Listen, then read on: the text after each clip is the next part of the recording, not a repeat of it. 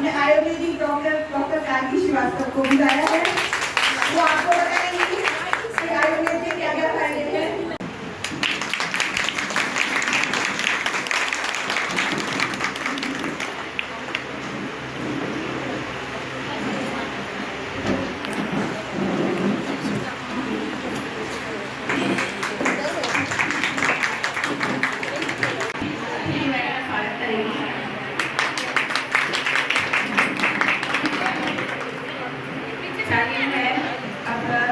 जय मैम का स्वागत करेंगे।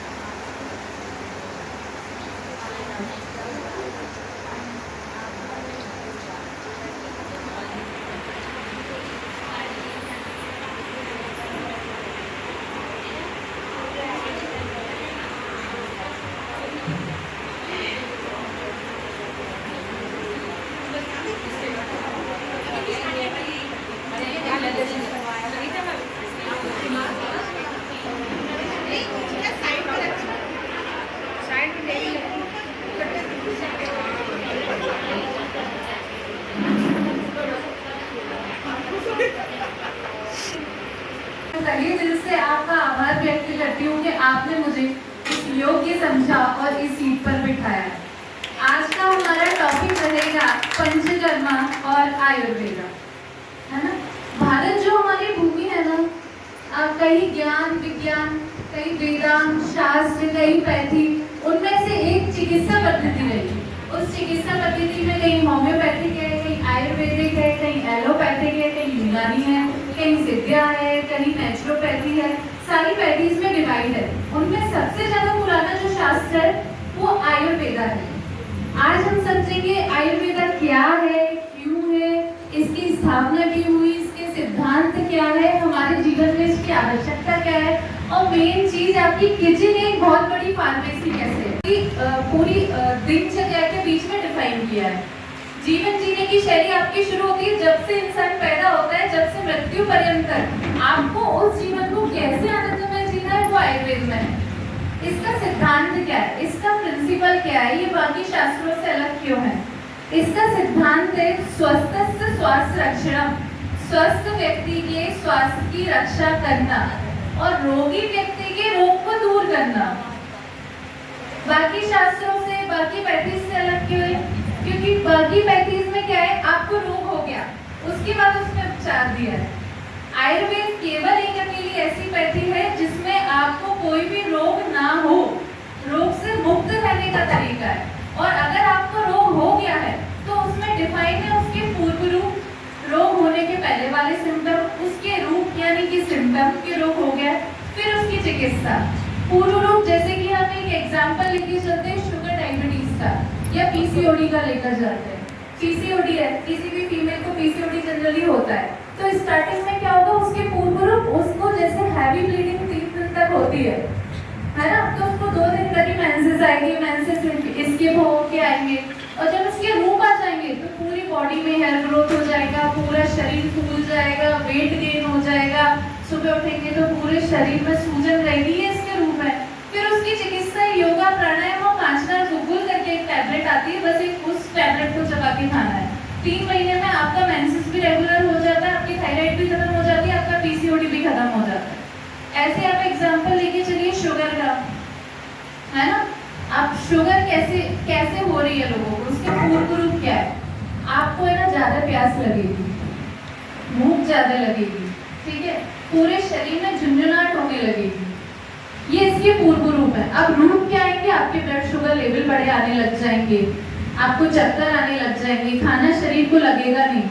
और फिर उसकी चिकित्सा, क्योंकि 10 तरह की प्रमेय बताइए तो उसकी चिकित्सा भी अलग अलग बताइए। ये पूरा आयुर्वेद का सिद्धांत है कि आपको, और सबसे बड़ी बात ये अलग क्यों है, क्योंकि आपकी रसोई घर से जुड़ा है। एक एक मसाला, आपकी औषधि कैसे है वो मैं डिस्क्राइब करूंगी अब, है ना। और इस बीच में आपको कोई भी डाउट आता है ना, आप मेरे नंबर ले लीजिए, आप मुझे फोन पे मैसेज ड्रॉप कर सकते हो और अभी भी आप अपने कोई भी क्वेश्चन आंसर है वो मुझसे पूछ सकते हैं। आप आयुर्वेदा में जो डिस्क्राइब किया है वो है आपकी दिनचर्या, कि सुबह से उठ के आपको शाम तक क्या करना है। दूसरा ऋतुचर्या, 6 तरह की ऋतु होगी, शिशिर, वसंत, ग्रीष्म, वर्षा, शरद, हेमंत, उसमें आपकी चर्या क्या होनी चाहिए। तीसरी रात्रिचर्या, तीनों चर्याओं को उसमें वर्णन किया है। तो आयुर्वेद में जो दिनचर्या का वर्णन किया है वो ब्रह्म मुहूर्त में उठने से किया है। उठने के बाद में आपको कवल करना है, मतलब मुंह में पानी 15 मिनट तक भर के रखना है, गंडूश करना है, नेत्र में अंजन करना है, नस्यम करना है, पर वो प्रैक्टिकली पॉसिबल कैसे भी नहीं। तो उसको हमें कैसे बैलेंस करना है, मैं आपको एक बहुत सिंपल सा तरीका बताती हूँ। आप सुबह उठे 7 साढ़े 7 पे आपने बिस्तर छोड़ दिया, ठीक है। जब भी आप उठेंगे राइट हैंड की करवट से उठेंगे, क्योंकि यहाँ जो है ना मास राइट साइड में जा रहा है, तो वो चीज आपकी सहन कर जाएगी बॉडी। आप राइट साइड की करवट से उठिए और उठते टाइम 5 बार अनुलोम विलोम करना है, क्योंकि सुबह के टाइम न्यूबॉर्न ऑक्सीजन होती है, वही आपकी पूरी बॉडी में सर्कुलेट होती रहती है। अनुलोम विलोम का तरीका ये होता है कि एक नाक से हमने लिया और छोड़ा, फिर उसी से लिया छोड़ा, बट उसकी टाइमिंग मेन होती है। आप कभी भी ऐसे करते हैं कि 10 गिनती गिनने तक आपकी सांस अंदर भरे, 15 गिनती गिनते तक छूटे, फिर 20 गिनती गिनने तक अंदर आए और फिर 15 गिनती गिनने तक छूटे। ये उसका राइट वे होता है। अगर आप नॉर्मल तरीके से करेंगे आपकी बॉडी में कुछ भी इफेक्ट नहीं होने वाला, लंग्स खराब हो जाने हैं। तो उसको प्रॉपर तरीके से उसकी टाइमिंग नोट करके उसको तरीके से करें। फिर आप उठेंगे, आपको 4 बादाम और 4 मुनक्के खा लेने हैं। बादाम क्या करेगा, लिवर के ऊपर जो फैट है, जो मतलब बैड कोलेस्ट्रॉल है, उसको बाइंड करके बॉडी से बाहर निकालेगा। और जो मुनक्के होते हैं ना, एक फीमेल के लिए आयरन का बहुत अच्छा सोर्स है, दूसरा वो रेचक होते हैं, आंतों को साफ करने वाले होते हैं, ठीक है। 4 बादाम लिए आपने, 4 मुनक्के लिए, ठीक है। उसके बाद में आपको केवल 15 मिनट निकालने हैं, वो बहुत मैंडेटरी है। आप बिल्कुल स्ट्रेट होके अपनी कमर सीधी करके कोई भी मैट लेकर बैठ जाइए, है ना।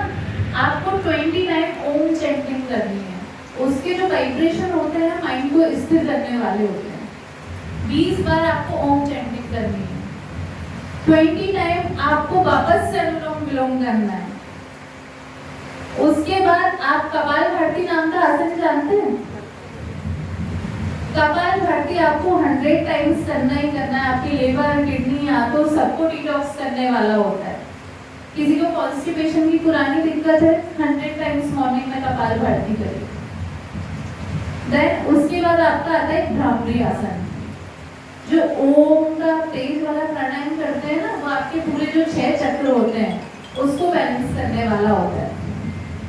फिर आपका आया, उसके आधे घंटे बाद आपको गुनगुने पानी से नहा लेना है।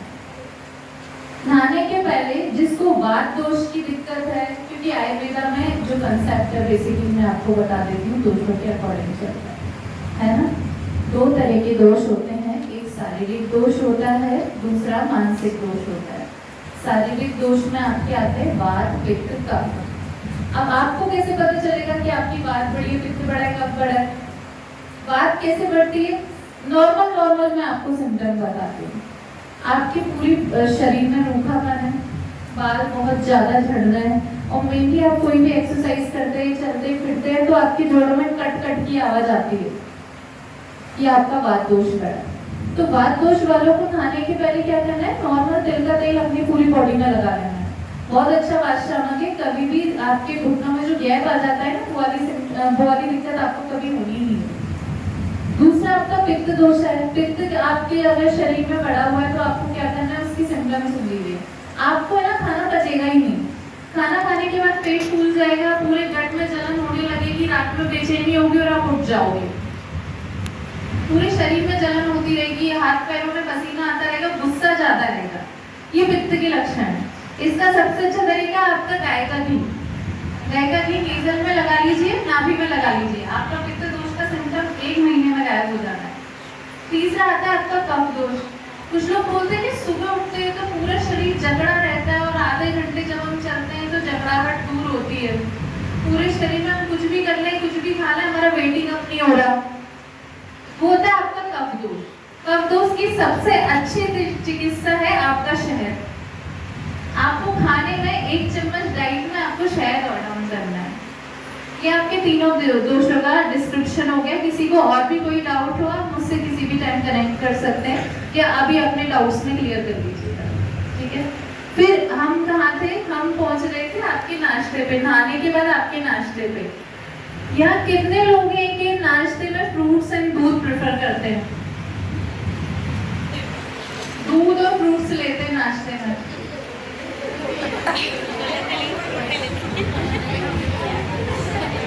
अगर लेते हैं तो उसको बिल्कुल बंद कर दीजिए, क्योंकि ये बिल्कुल विरुद्ध आहार है।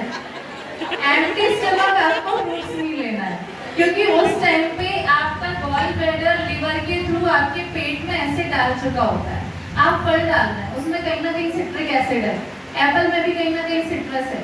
वो कहीं ना कहीं आपका एसिड और एसिड मिलकर क्या करता है, लिवर की कवर सेल्स को डैमेज कर देता है।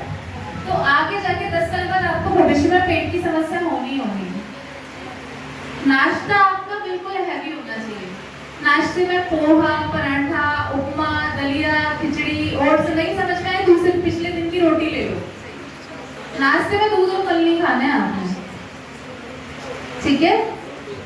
उसके बाद आपका आता है दिन का खाना। अगर आपकी डाइट है 4 रोटी की, तो आपने 3 रोटी खानी है। और रोटी डे बाई डे आप चेंज करिए। गेहूं की रोटी के संग ये पूरे 6 दिन नहीं चल रहा है। कई बार ज्वार की लीजिए, मिक्स करके लीजिए, रागी मिक्स करके लीजिए, बाजरा मिक्स करके लीजिए। और 1 रोटी खाने के बाद ही आपको कच्चा सैलेड लेना है, क्योंकि वापस से वो एसिड रिएक्शन हो जाना है। 1 रोटी लीजिए, उसके बाद सैलेड में आप खीरा ले लीजिए। अगर आपको एसिड की दिक्कत नहीं है तो आप टमाटर ले लीजिए। जिसको हीमोग्लोबिन की परेशानी है, हीमोग्लोबिन जिनका कम रहता है, वो चुकंदर ले लीजिए। 2-4 अनार के दाने ले लीजिए। ये आपके डाइट में होना चाहिए। इवनिंग के टाइम में कितने लोग चाय पीते हैं?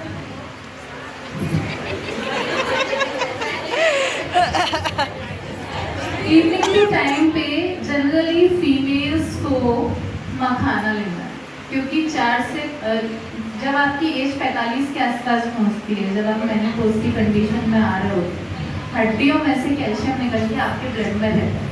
जनरली फीमेल्स को 40 के आसपास ही संधिवात होता है, मतलब ऑस्टियोआर्थराइटिस, हड्डियों में गैप आ जाता है। गठिया वाय होता है 40 से 45 की फीमेल के बीच में। आम बात मतलब रोमेटोइड आर्थराइटिस होता है। क्यों होता है कि उस टाइम पे हड्डियां हो गई हैं भंगुर, हड्डियों में कुछ भी नहीं बचा है, पूरा कैल्शियम हड्डियों में से निकल के ब्लड में। तो उसकी पूर्ति आप कैसे करेंगे? आप 1 कटोरी मखाना ले लीजिए, गाय के घी में भून के ले लीजिए, कच्चा ले लीजिए। आपके चाय के संग में चाय लीजिए, नो डाउट आप ले लीजिए, वो आप नहीं छोड़ पाएंगे, क्योंकि प्रैक्टिकली वो चीज़ पॉसिबल नहीं है। जिसने शुरू से नहीं पी उसको चलता है, जिसने पी उसको चाहिए, उसके लिए तो वो अमृत है। 1 कटोरी आपने मखाना ले लेना। इवनिंग का खाना आपको 7 बजे के पहले तक कर दो, 7 से 8 के बीच में कर दो। 8 के बाद में आपको फिर बिल्कुल हल्की डाइट लेनी है। अगर 8 के बाद आपका डिनर होता है तो वो डाइट बिल्कुल हल्की ही रखें, क्योंकि पूरे खाने को पचने में 2 से 2.5 घंटे आपके इंटेस्टाइन के लेवल तक पहुंचने में लगते हैं। अगर आपने 8 बजे खाना खाया है तो आपकी आंतों में 10:30-11 बजे खाना खाया है, तो 7 बजे के पहले ले लीजिए। इवनिंग का डाइट हमेशा लाइट रखें। आप उपमा ले लीजिए, आप दलिया ले लीजिए, 2 रोटी मूंग की दाल से ले लीजिए, है ना। बट सबसे ज्यादा कॉम्प्लिकेशन किसके संग आता है? जो फीमेल्स व्रत ज्यादा करती हैं, उपवास ज्यादा करती हैं, उनके संग क्या करें? तो उनको जो भी, आपको साबूदाना नहीं खाना है, व्रत में साबूदाना खाना एक अभिशाप है। आप मेरी आयुर्वेद के अकॉर्डिंग आप साबूदाना मत लीजिए। उस डे को आप अपने कैल्शियम रिच डाइट में चेंज करिए। आप 1 कटोरी दूध लेंगे, उसमें मखाना बॉईल करिए, मखाने के साथ उसको मीठा आप चीनी से नहीं करेंगे, जो आपके डेट्स होते हैं ना, डेट्स डालिए, उसमें काजू डालिए, सारे ड्राई फ्रूट डाल के उसे बॉईल कर लीजिए, वो लीजिए। दूसरा एक बहुत अच्छी चीज होती है मोरधन। मोरधन आंतों की सफाई करने वाला होता है, आप वो लीजिए। आपको डायरेक्ट सुबह के एप्पल नहीं खा लेना है, भाई हमारा व्रत है और खूब सारा कुछ खा लिया, साबूदाने खा लिए और चलने दो आज तो सब कुछ, वो तो अभिशाप है। फिर तो आप व्रत ना करो तो ज्यादा बेटर है ना। मोरन बहुत अच्छा ऑप्शन है और एक कैल्शियम बाइंडिंग के लिए बॉडी में दूध में उबले हुए ड्राई फ्रूट्स, उसको मीठा आपको टेस्ट से करना है, ठीक है। फिर रात में सोने के पहले एक बहुत अच्छी चीज आपको करनी है कि 1 कप आप दूध लेंगे, उसमें 4-5 मखाना बॉईल करिए और 2 डेट्स बॉईल करिए। वो आपकी पूरी बॉडी में जितनी भी डेफिशिएंसी ना, जितनी भी टॉक्सिसिटी है, मिल्क का काम क्या होता है, रेचक होता है, वो आंतों को साफ करने वाला होता है। रात में आपने 1 कप दूध ले लिया, सफिशिएंट है, दिन भर नेक्स्ट में आपका पूरा काम चल जाएगा, क्योंकि बॉडी उतना ही कैल्शियम एब्जॉर्ब करती है जितना जरूरी है, बाकी यूरिन के थ्रू बाहर पर डे उसकी कैपेसिटी, उसकी लिमिट्स है, उसको उतना ही एब्जॉर्ब करना है। एक बहुत अच्छी चीज है जनरली हम खाने में यूज करते हैं, दही, कर्ड। ये ना आम को बढ़ाने वाला होता है। आम क्या होता है, आपको अन्न होता है जो आपकी बॉडी में चैनल्स है, चैनल्स मतलब जिसके थ्रू आपके 13 तरह के स्रोतस हैं पूरी बॉडी में, जो क्या पूरे ब्लड के सर्कुलेशन को बढ़ा रहे, घटा रहे। वो सारे चैनल्स में अगर ब्लॉक हो जाएंगे तो वो दही के कारण होंगे। दही की जगह आपको शिफ्ट होना है बटर मिल्क पर। दही क्या पचने में गुरु होता है, बहुत भारी होता है, और जो आपका बटर मिल्क की छाछ है ना, पचने में लघु होता है। आपका दही अग्नि को बंद करने वाला होता है, मतलब आपके एंजाइम्स के जो रिलीज हो रहे हैं उसको कम करने वाला होगा। जो आपका बटर मिल्क है ना, वो आपके एंजाइम्स को बढ़ाने वाला होता है। तो बहुत हद तक दही से ज्यादा बेहतर है आपका बटर मिल्क। अगर आपको दही लेना भी है तो आपको रात में दही बिल्कुल नहीं लेना।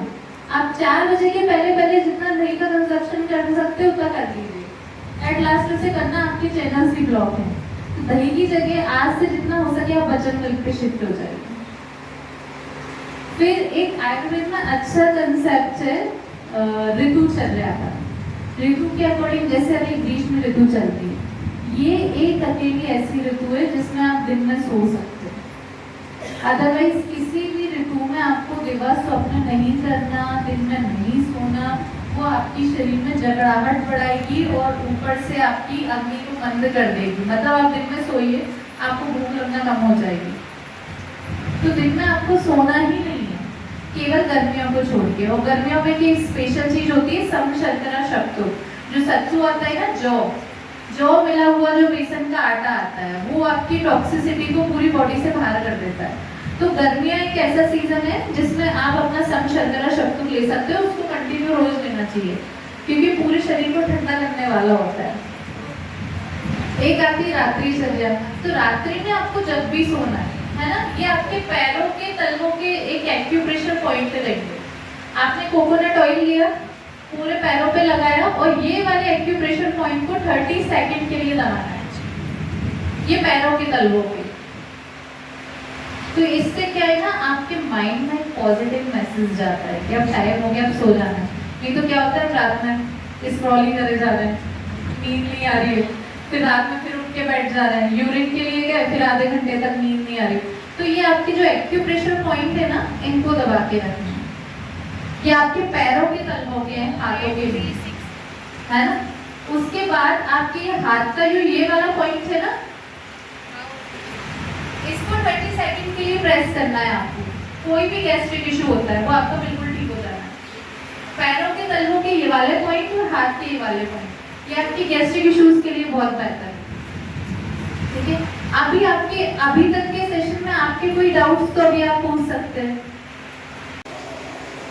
एड़ी में दर्द होता है, एड़ी में दर्द होता है, तो किस तरह से ठीक किया जाए? हड्डी का वहाँ पे ग्रोथ हो जाता है। जो प्रिकिंग पेन होता है ना, वो आपको हड्डी के बढ़ने के कारण होता है। आप अचार बनाते हो घर पे अचार बनाते हो, उसमें नमक ज्यादा क्यों डालते हो कि एक्सेस में जो भी तरल पदार्थ है, जो भी नमक है, वो पानी को खींच के बाहर ले आए, ठीक है। आपको उसके लिए वही करना है। आप एक बाल्टी में गर्म पानी लेंगे, उसमें नमक डालेंगे, कोई भी नमक चलेगा, आपका काला नमक, सेंधा नमक, सादा नमक, और आधे घंटे तक पैर को उसमें डाले रखना है। 15 से 20 दिन में ना वो वहाँ से आपका जो सॉल्ट है ना, वो एक्स्ट्रा कैल्शियम को बाइंड करके बाहर ले आएगा।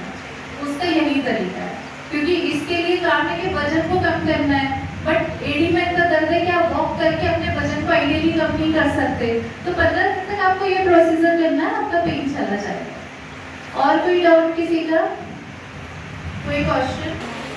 ये आप मॉर्निंग टाइम कर सकते हैं। ऐसा जो स्क्रीन पे ज़्यादा काम करता हो, स्क्रीन पे आप ज़्यादा करते हैं, कोई आंखों की एक्सरसाइज करते हैं, आंखों पे बटन पड़ता है, कुछ नहीं करना है आपको। 2 से 3 घंटे में, इसका क्या है ना 333 का रूल होता है, 2 से 3 घंटे में आपको 3 से 4 फीट दूरी तक देखना है खुले आसमान में। आपके ऑफिस के आसपास कोई विंडो होगी, हाँ विंडो ओपन करना, बिल्कुल खुले आसमान में आपको दूर तक देखना और आंखों को ब्लिंक करना है ना। नहीं तो आपका जो कंसंट्रेशन है ना एक ही जगह फिक्स रहेगा।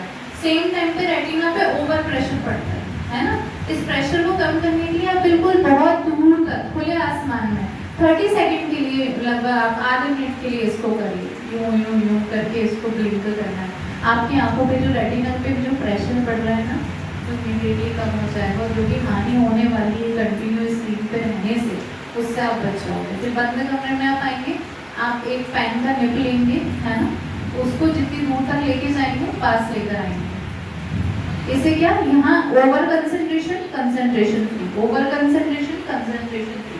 ये आप एक्सरसाइज फ्रीक्वेंटली करिए। ये तो आपको एक आध बार ही करनी है पेन वाली, बट वो आप दिन भर में 3 से 4 बार कर लीजिए जब भी आप आपके ऑफिस से फ्री होते हैं 4 से 5 मिनट के लिए। और दूसरा, खाने के बाद में 1000 स्टेप तो आपको चलते ही चलते, कोई भी मैम, बच्चों में जो स्वर्ण प्राशन संस्कार होता है वो क्या चीज़ होती है, इसके बारे में जरा हमको जानकारी दीजिए। ये क्या होता है, पुष्य नक्षत्र में होने वाला एक प्रोसेस है। हर महीने के जब भी पुष्य नक्षत्र आएगा, गोल्ड होता है और घी होता है, इसको मिक्स करके ना एक मेडिसिन बनाया जाता है जो 6 महीने से लेके 16 साल तक के बच्चे को दिया जाता है। ये क्या, उसकी इम्यूनिटी को एनहेंस करने वाला होता है, इम्यूनिटी को बढ़ाने वाला होता है। हर महीने के पुष्य नक्षत्र को 2 ड्रॉप देना, बच्चे में चेंजेस देखेंगे। आप मुझसे कॉन्टेक्ट कर लीजिए, मैं आपको दे पाती हूँ। क्योंकि जो है ना काश्यप संहिता में ना बच्चों की पूरी चिकित्सा वर्णन है। उन्होंने बोला है कि 1 महीने तक इसे लगातार देने पर बच्चा शुद्धधर हो जाता है, मतलब आप जो बोलेंगे वो उसे याद हो जाएगा। एक एक चीज को याद रखने वाला होता है। 6 महीने से 7 महीने के बच्चे को अगर कंटिन्यू देते हैं तो, बट आपको कंटिन्यू ओवरडोज नहीं देनी है, आपको पुष्य नक्षत्र में 2 ड्रॉप इसको दे देना है। उंगलियां सुन्न भी हो जाती है, मोबाइल पकड़ते हैं तो 5 मिनट पकड़े नहीं रहती, दर्द होने लग जाती है। आपने कभी सीटी स्कैन एमआरआई कराया है? हाँ, क्या है ना आपके इधर की नस ना बिल्कुल दबी हुई है ना। आप कोई भी या तो उसे लटका के भी रखेंगे ना तो भी उसमें झुंझुनाहट हो जाएगी। इसके लिए हाथों की कुछ एक्सरसाइजेस होती हैं वो आपको करनी पड़ेगी। ये आपके चैनल्स को ब्लॉक कर देता है तो ब्लड का सर्कुलेशन वहाँ पे प्रॉपर तरीके से नहीं होता। ये इसके लिए एक आपका मेडिसिन आएगा, दशमूल का काढ़ा है ना, उसको आप 15-15 ml लो, 15-15 ml पानी मिला के, और सारी वो टैबलेट आएगी ब्लड प्यूरिफिकेशन के लिए। आप मुझसे फोन पे कनेक्ट कर लेना, मैं आपको सारी डिटेलिंग उसकी दे दूँगी, कब लेनी है कैसे लेनी है। और इसकी पूरी एक्सरसाइजेस करिए, कहीं दर्द आप 1 कटोरी अजवाइन लीजिए, 1 कटोरी रेत लीजिए, बालू रेती होती है ना, उसको एक कपड़े में बांध लीजिए, ठीक है। उसको आपको रोज ना पोटली को या तो आप तवे पे रख के गर्म करिए, ठीक है, या गैस पे रख के गर्म करिए, किसी भी चीज़ पे आप गर्म कर लीजिए, ठीक है। उससे ना पूरे कमर से लेके नीचे पैरों तक सिकाई करनी है। आपको तेल बिल्कुल नहीं लगाना 1 महीने तक। आपने जब तेल लगाया आपको 1 घंटे आराम मिलेगा, दूसरे दिन आपका शरीर पूरा जकड़ जाएगा, है ना। वो करिए। और कुछ मेडिसिन मैं आपको बता दूंगी, शायद का पूरा जड़ से चला जाता है, पर 4 से 5 महीने लग के इसमें ट्रीटमेंट लेना पड़ता है, बिल्कुल ठीक हो जाएगा। घुटने में दर्द होता है तो उसका ट्रीटमेंट किस तरह से करें? जिस तरीके से वो उसमें सूजन है ना, ये संधिवात हो गया है, ये पूरी तरीके से ठीक हो जाता है। इसमें केवल आपको ऑयलिंग करनी है। आप तिल का तेल लो और कोई भी बाम लगाओ और इसमें ऑयलिंग करो, दशमूल का काढ़ा 20-20 ml पियो, आपका ये पूरा संधिवात है, ऑस्टियोआर्थराइटिस है, बिल्कुल चला जाएगा 5-6 महीने में। अदरवाइज इसमें सिर्फ घुटने ही चेंज होते हैं और कोई इलाज नहीं है। नहीं, आप बिल्कुल ठीक हो जाएगा। आप तिल का तेल या कोई बाम मिक्स करके लगाओ, इसमें भर भर के ऑयलिंग करो। क्या होता है ना, आपका एक जॉइंट है, आप इसको मूव कर पा रहे, क्यों? क्योंकि यहाँ पे फ्लूइड भरा हुआ है या तरल पदार्थ भरा हुआ है। आप एज के अकॉर्डिंग और कोरोना के बाद में पोस्ट कोविड इफेक्ट में तरल पदार्थ क्या सूख गया है, तो आपकी स्किन की एक बहुत अच्छा ऑर्गन होती है चीजों को एब्जॉर्ब करने। आपको दर्द हुआ, आपने बाम लगा दी, क्या हुआ? ठीक हुआ। स्किन में दवाई खाई, आपने मुंह से तो नहीं खाई। आपको वहाँ पे ऑयलिंग करके रखनी है। और एक आप पिचू बना लीजिए। पिचू के कॉटन का कपड़ा होगा, है ना, इतना बड़ा फोल्ड करके लेंगे, उसमें आप तिल का तेल या कोई भी दर्द का तेल ऐसे आप डिप करके रखो और आपके घुटनों पर ना 10 मिनट आगे 10 मिनट पीछे रखो, बहुत रिलीफ हो जाएगा, क्योंकि आपके घुटनों में ऑयल नहीं है, वो ऑयल को एब्जॉर्ब कर लेंगे, आपकी स्किन को तेल को पी जाएगी और जो फ्लूइड नहीं बन रहा है ना वहाँ पे फ्लूइड बनना शुरू हो जाएगा, वहाँ पे ड्राइनेस है, इसलिए जो हड्डियाँ जब बचती हैं तो उसमें कट कट की आवाज़ आती है, आपके घुटनों में गैप है पर ये ठीक हो जाएगा। इनकी पैर के नीचे के पट्टे हैं वो ज़्यादा दर्द होती है, और जैसे चलते के वो ज़्यादा है, दर्द को देख के ही पता चलेगा कि कहीं ये वेरिकोज वेन तो नहीं है, क्योंकि जनरली जो लोग लंबे समय तक दिन में रहते हैं तो उनका जो ब्लड का फ्लो है ऊपर से नीचे तो प्रॉपर होता है, नीचे से ऊपर ब्लड का फ्लो नहीं होता, तो बाल को बांध के खराब हो जाता है। ये जो दर्द है ये वेरिकोज वेन का होता है, ये भी ठीक हो जाता है, होता है आयुर्वेद में ही। आपको होम्योपैथी एलोपैथी में इसकी दवाई नहीं है, ये आयुर्वेद में ठीक हो जाएगा। आप एक बार ना कहीं नीली नीली धारियाँ बन रही होंगी पैरों में, है ना, वो जो नीली धारियाँ हैं वो वेरिकोसिटी। सबसे पहला आप देखो कॉमन मसाला आप लेके चलो, आपका हल्दी, है ना, हल्दी आप कौन सी पाउडर वाली यूज करते हैं, है ना, किसी मतलब की नहीं। जो सर्दियों में जो अदरक के जैसे हल्दी आती है ना कंधे की तरह, आप उसको स्टोर करके रखो, एंटीबायोटिक है, मतलब किसी भी तरह के इन्फेक्शन से आपको दूर रखेगी, एंटीबायोटिक है, कोई किसी भी तरह के बुखार को खत्म करने वाली होती है, एंटी इंफ्लेमेटरी अंदर की सूजन को अंदरूनी चोट को खत्म करने वाली होती है। और किसी को ना स्किन की कितनी भी पुरानी एलर्जी हो ना, कि सुबह उठते हैं छींकें आने लगती, कोई भी एलर्जी हो, सबसे अच्छा काम है हल्दी। हल्दी को 1 कप दूध में, और वो अदरक की तरह किसके आप 1 महीने तक देना, 1.5 महीने तक देना, कितनी पुरानी एलर्जी वो चली जाएगी। हल्दी पर आपकी पाउडर वाली नहीं होनी चाहिए, आपकी वो किसने वाली अदरक की तरह गांठें होनी चाहिए।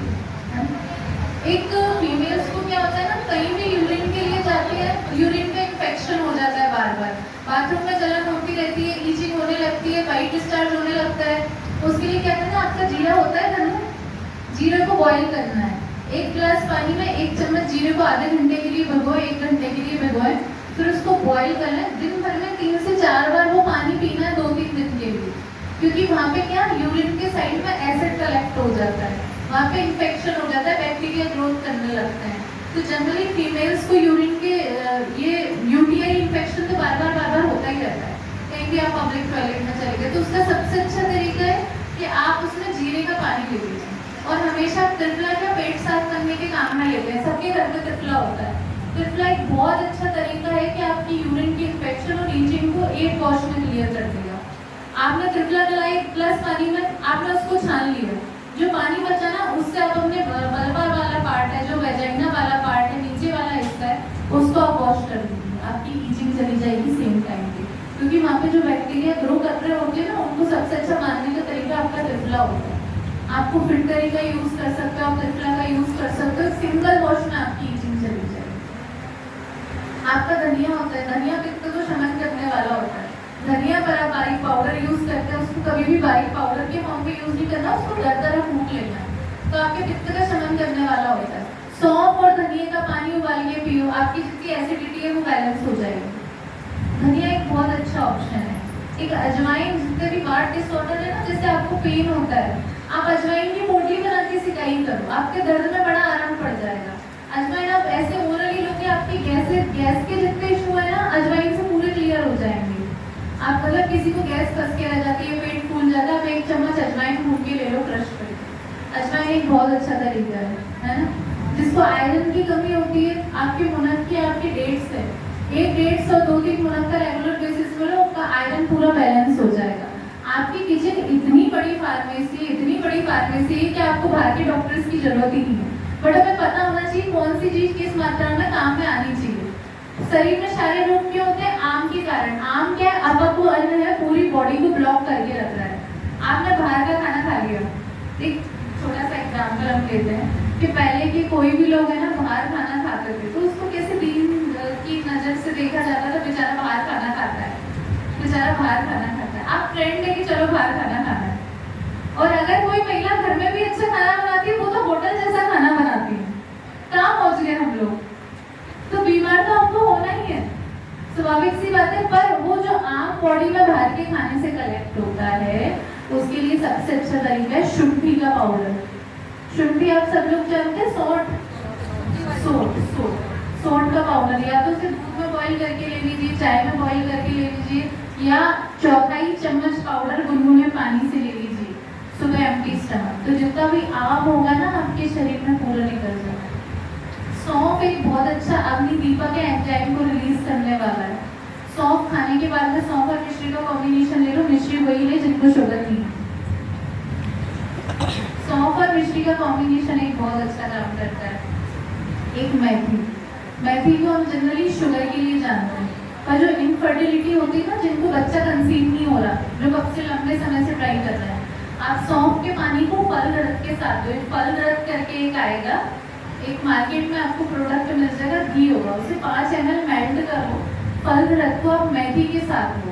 2-3 महीने लेने के बाद आपका यूट्रस ना स्ट्रॉन्ग हो जाएगा, जो उसकी एंड्रोमेट्रियम है, जो बच्चे को रखने वाली परत है ना, वो स्ट्रॉन्ग हो जाएगी। तो इनफर्टिलिटी में बहुत अच्छा काम करता है मेथी का यूज तो वैसे भी बढ़ाना चाहिए, क्योंकि ब्लड का प्यूरिफायर होता है, शुगर को कंट्रोल करने वाला होता है, इंसुलिन को बढ़ाने वाला होता है, पेनक्रियास को एक्टिव करने वाला होता है। जिनको शुगर है ना, उनके आप मेथी जरूर यूज करें।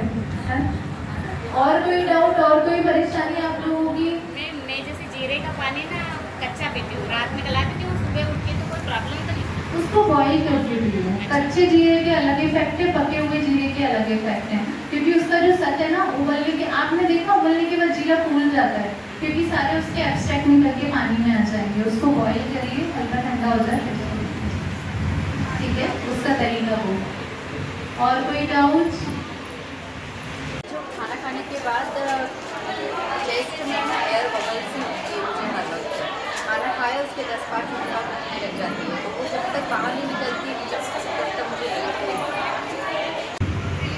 आप एक काम करो, सौंफ जानते हो, मिश्री जानते हो, और मोलैठी का पाउडर जानते हो, मोलैठी, इन तीनों को कंबाइन करके ले लो, है ना।